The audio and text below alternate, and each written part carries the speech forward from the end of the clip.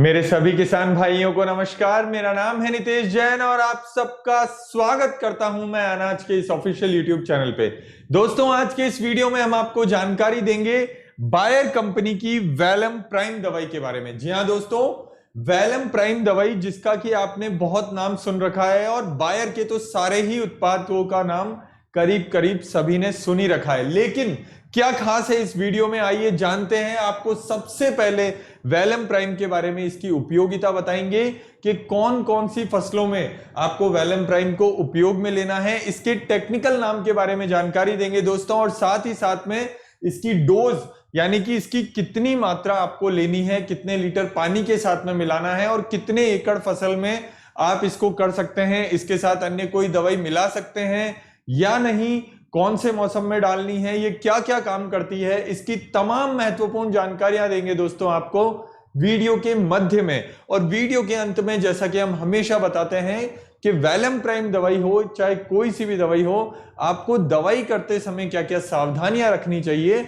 उन सब के बारे में भी जानकारी देंगे। तो दोस्तों बने रहिए हमारे साथ में, और अगर अभी तक भी चैनल को लाइक नहीं किया हो, सब्सक्राइब नहीं किया हो, तो सबसे पहले चैनल को सब्सक्राइब कर लीजिए और वीडियो को लाइक करना तो बिल्कुल भी ना भूलें। आइए दोस्तों शुरुआत करते हैं कि जो वेलम प्राइम दवाई है इसका मुख्य रूप से उपयोग आप टमाटर की फसल में कर सकते हैं। या दोस्तों, ये केवल टमाटर की फसल के लिए ही दवाई बनी है। क्यों बनी है?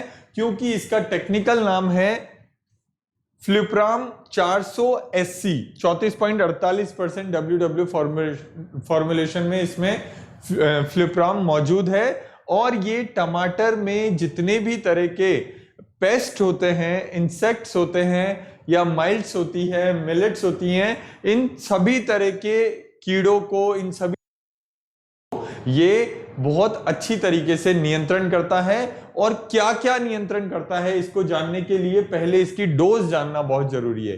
जी हां दोस्तों, 250 से 500 ml प्रति एकड़ के हिसाब से आपको ये वेलम प्राइम दवाई उपयोग में लेनी है।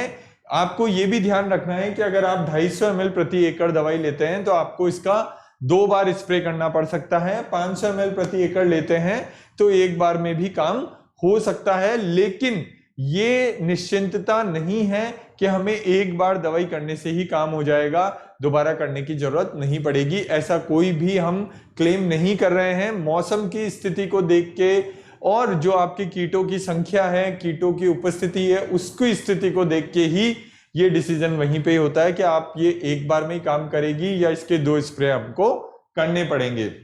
वो सब आपके कीटों की संख्या पर ही नियंत्रण करता है कि कितनी तादाद में कीट लगे हुए हैं आपकी टमाटर की फसल में। लेकिन डोज यही है जो कंपनी द्वारा रिकमेंडेड डोज है, कंपनी द्वारा बताई गई डोज है।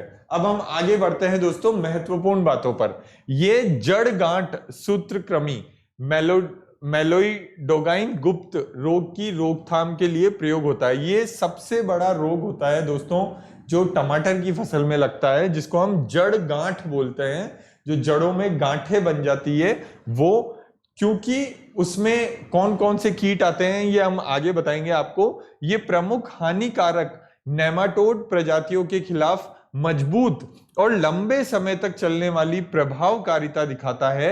विशेष रूप से मेलोइडोगाइन SP और रेडोफॉल्स SP एक बेजोड़ सुरक्षा प्रोफाइल के साथ संयुक्तता प्रदान करता है।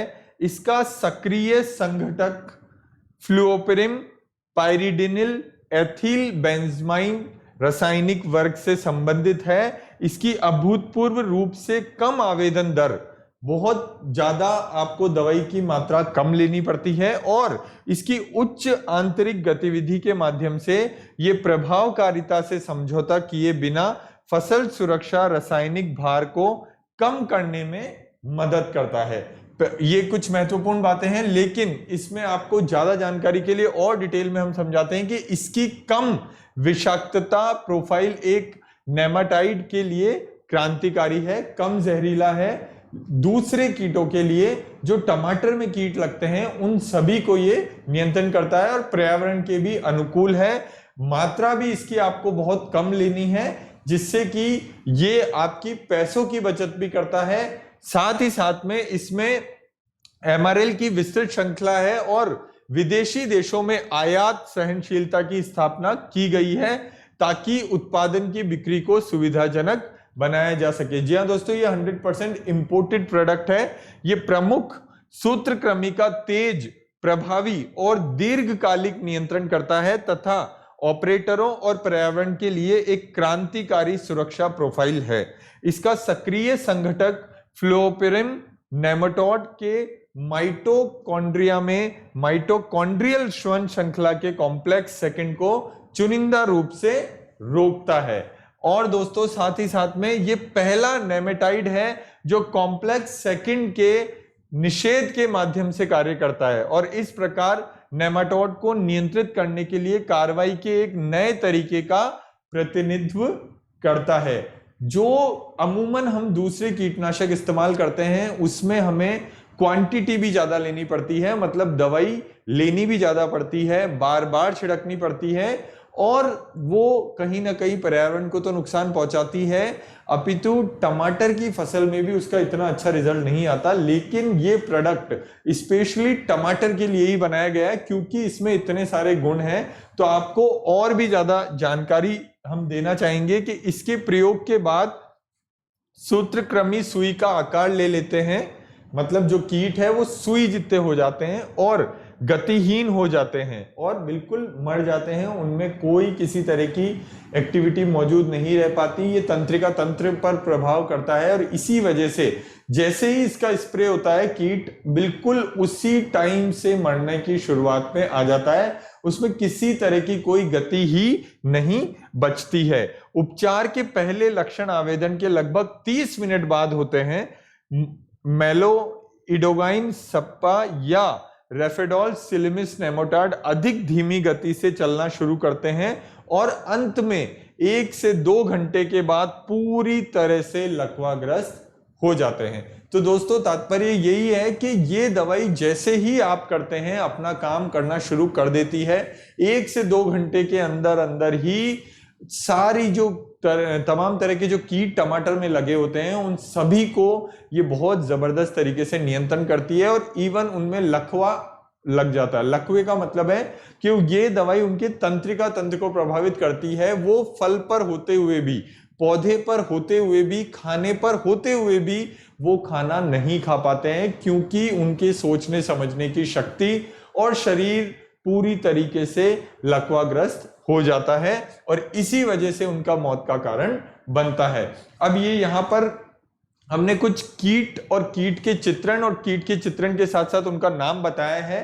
हम यहाँ पर ये क्लेम नहीं कर रहे हैं कि ये दवाई इन तमाम कीटों को मारती है, लेकिन ये हम बताने की कोशिश कर रहे हैं कि जैसे आपकी पौधे में अगर आपकी फसल में तना छेदक लग रहा है तो वो तना छेदक इस तरह से दिखता है, ये लट होती है तना छेदक की, ये प्लांट हॉपर होता है, ये साइला होता है, ये सफेद मक्खियां जो अधिकतर टमाटर की फसल में भी लगती है और करीब करीब सभी फसलों में एक बहुत मुख्य रूप से बड़ी बीमारी उभर कर आती है। ये लीफ हॉपर है दोस्तों, ये जैसिड्स हैं जो भी करीब करीब सभी फसलों में लगते हैं। ये मच्छर बग, ये एफिड्स, जो भी एफिड्स, जैसिड्स और सफेद मच्छर, ये करीब करीब हर मौसम की हर फसल में लगते ही हैं शुरुआती चरणों में। ये पत्ती फोल्डर है और ये थ्रिप्स है। तो ये हमने चित्र के माध्यम से बताने की कोशिश करी है कि कौन सा कीट किस तरह का दिखता है और उसका क्या नाम हम बताते हैं। क्योंकि हम कंटेंट के अंदर केवल नाम बताते हैं तो इसलिए चित्र के माध्यम से आपको ये स्पष्ट हो जाए कि हम किस कीड़े की या किस कीट की बात कर रहे हैं। तो ये तमाम जानकारियों के बाद अब आपको सावधानी बताना बेहद जरूरी है, क्योंकि सावधानी हटी दुर्घटना घटी। जी हाँ दोस्तों, सबसे पहली बात तो कोई भी लिक्विड दवाई को अगर आप इस्तेमाल करते हैं तो उसको दवाई को इस्तेमाल करने से पहले शेक वेल बिफोर यूज। जी हाँ दोस्तों, अच्छे ढंग से उसको हिला लीजिए आप, ताकि बॉटल के कोनों में कोई भी दवाई जमी हुई नहीं रहे और वो एक समान रूप से उसका घोल बन सके, क्योंकि दवाई बहुत दिनों तक दुकानों पर पड़ी रहती है तो वो जमने की उसमें शिकायत आ सकती है। दूसरी बात, बच्चों को हमें इन दवाइयों से दूर रखना है क्योंकि सभी विषाक्त विषैले पदार्थ होते हैं, केमिकल कंपोजिशन होता है सभी दवाइयों में। उसके साथ ही दोस्तों, जब भी आप खेत में जाएं तो आपको कभी भी भूखे पेट खेत में स्प्रे करने नहीं जाना है। अच्छा सा आहार लेकर ही आपको दवाई का स्प्रे करने जाना चाहिए।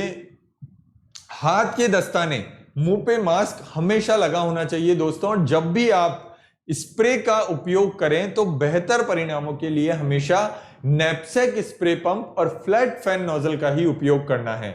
और दोस्तों साथ ही साथ में आपको डिब्बों, पैकेट, इन सभी को तोड़ मरोड़ कर आबादी से दूर फेंक देना है और इनको अन्य किसी उपयोग में भी नहीं लेना है, चाहे डिब्बा कितना ही खूबसूरत क्यों ना हो, क्योंकि बायर के बॉक्स की क्वालिटी बहुत अच्छी आती है, पैकिंग बहुत अट्रैक्टिव रहती है और बहुत अच्छी देखने में भी लगती है। इसलिए इनका आपको ये ध्यान रहे कि ये एक सब में रासायनिक पदार्थ है और आपको दूसरे किसी उपयोग में इनको नहीं लेना है। ये उत्पाद जलीय जीवों के लिए विषैला होता है, इसलिए इसका उपयोग एक्वा कल्चर या मछली पालन के पास नहीं करना है। इस चीज का आपको विशेष ध्यान रखना है दोस्तों। हवा से विपरीत दिशा में कभी भी स्प्रे नहीं करना है। मतलब अगर हवा सीधी चल रही तो आपको स्प्रे सीधा करना है, हवा की दिशा में स्प्रे करना है, ताकि दवाई की एक मात्र बूंद भी वेस्ट नहीं जाए, ना वो दवाई वापस आपका शरीर पर आकर लगे और ना किसी आसपास की मेड़ों में या दूसरे अन्य फसलों में जाकर वो दवाई नहीं लगनी चाहिए। इसलिए इन बताई गई सभी सावधानियों का आप पालन करें। कोई भी दवाई हो, चाहे वैलम प्राइम हो, चाहे कोई दूसरी दवाई हो, सावधानियां रखना बेहद जरूरी है। ये थी तमाम जानकारी वैलम प्राइम दवाई के बारे में। और आने वाले वीडियो में हम आपको जानकारी देंगे बायर कंपनी की ही रीजेंट गोल्ड दवाई के बारे में। जी हां दोस्तों, रीजेंट गोल्ड के बारे में आने वाले वीडियो में आपको जानकारी देंगे कि रीजेंट फिप्रोनिल जिसमें 3% होता है, रीजेंट अल्ट्रा और ये रीजेंट गोल्ड, इन तीनों में मोटा मोटा क्या फर्क है।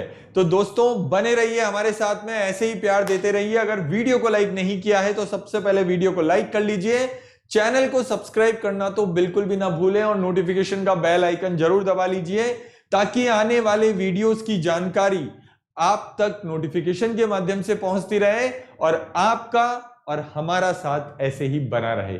दोस्तों नमस्कार।